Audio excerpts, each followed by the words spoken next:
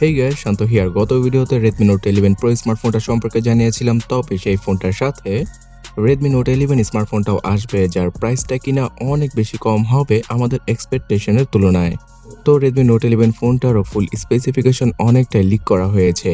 এবার Redmi Note 11 স্মার্টফোনটার 4GB র্যামের কোনো ভার্সন আসবে না। 664, 6128 আর 828 জিবির ভার্সনের সাথেই আসবে Redmi Note 11 স্মার্টফোনটা, যেখানে কিনা UFS 2.2 এর স্টোরেজ টাইপ আর LPDDR4X এর র্যামের ভার্সনটাকে ইউজ করা হবে। থাকবে ডেডিকেটেড সিম স্লট এবং 5G কানেক্টিভিটির সাথেই আসবে Redmi Note 11 স্মার্টফোনটা। তো এখন কোশ্চেন হচ্ছে গিয়ে কোন SoC-কে ইউজ করা হবে এই 5G কানেক্টিভিটির জন্য। MediaTek Dimensity 810 এই SoC-টাকে ইউজ করা হবে Redmi Note 11 স্মার্টফোনটাতে। আর এই SoC-টা এর আগে Realme তাদের Realme 8 এই ফোনটাতে ইউজ করেছিল। মোটামুটি বাজেট ক্যাটাগরির এই SoC-র কারণে অথবা প্রসেসরের কারণে সর্বোচ্চ 11টা 5G ব্যান্ডের সাপোর্ট পাওয়া যেতে পারে Redmi Note 11 স্মার্টফোনটা থেকে। যেহেতু সর্বপ্রথম চায়নাতে লঞ্চ করা হবে এই ফোনটাকে, তাই MediaTek Dimensity 810 এই SoC-র সাথে কেমন পারফরমেন্স করবে Redmi Note 11 স্মার্টফোনটা, সেটা গ্লোবাল লঞ্চ হওয়ার আগেই জানা যাবে। তবে আমার মনে হয় এখানে কোনো প্রবলেম হবে না, বিকজ Realme 8 এই ফোনটা এখনও অবধি যারা কিনে ইউজ করছেন তারা কোনো প্রকার প্রবলেম ফেস করেননি MediaTek 810 প্রসেসরটার জন্য।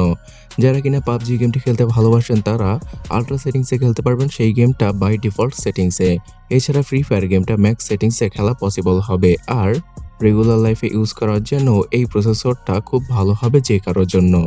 এবং পাওয়ার এফিসিয়েন্সির দিক দিয়েও এই প্রসেসরটা অনেক কম পাওয়ার ইউজ করবে।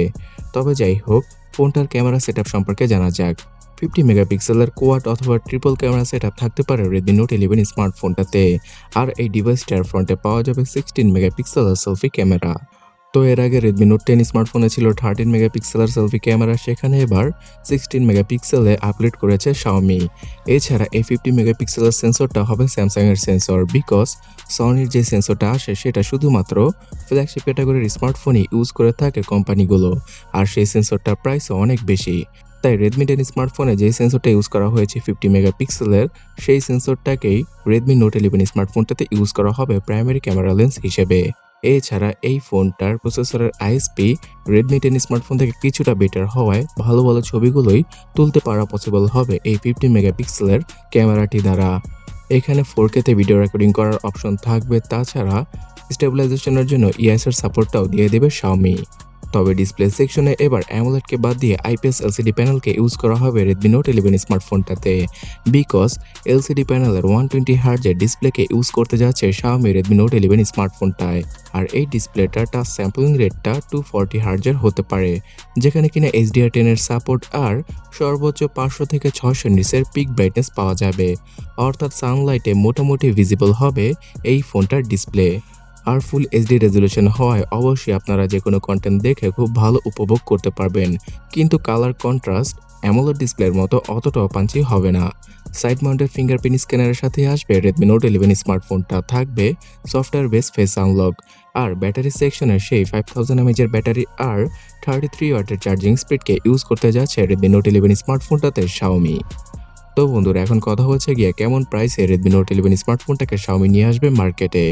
চাইনিজ মার্কেটে নভেম্বর মাসের শুরুর দিকেই Redmi Note 11 Pro স্মার্টফোনটার সাথে এই ফোনটাকে শুধুমাত্র 1099 ইউয়ানে লঞ্চ করা হতে পারে, অর্থাৎ এই ফোনটার বেস ভেরিয়েন্ট 664 ভেরিয়েন্টটাকে 1099 ইউয়ানে লঞ্চ করবে Xiaomi, যেটা কিনা বাংলাদেশি টাকায় 14,500 টাকার মতো পড়ে। এছাড়াও বিভিন্ন ভেরিয়েন্ট অনুযায়ী ফোনটার প্রাইস 20,000 টাকার আশেপাশে চলে যাবে। তবে ইন্ডিয়ান মার্কেটে আসলে অবশ্যই 16 থেকে 17,000 রুপিতে পাওয়া যাবে Redmi Note 11 স্মার্টফোনটা, যেহেতু Realme 8 এই ফোনটা সেই প্রাইসে পাওয়া যায়। আর বাংলাদেশের মার্কেটে 20,000 টাকার উপরেই পারচেস করতে হবে Redmi Note 11 স্মার্টফোনটাকে আমাদেরকে। এবং বাংলাদেশ আর ইন্ডিয়াতে 2022 সালের শুরুর দিকে Redmi Note 11 স্মার্টফোনগুলো চলে আসবে অফিসিয়ালভাবে। তবে আপনি যদি এতদিন ওয়েট না করে বর্তমানে 15,000 টাকায় কোন স্মার্টফোনগুলো আপনার জন্য বেটার হবে সেটা জানতে চান, তাহলে এই ডান পাশের ভিডিওটাতে ক্লিক করুন অথবা কমেন্ট সেকশনটা চেক করুন। ভিডিও ভালো লাগলে লাইক, শেয়ার এবং সাবস্ক্রাইব করবেন যদি আপনি না করে থাকেন। ধন্যবাদ।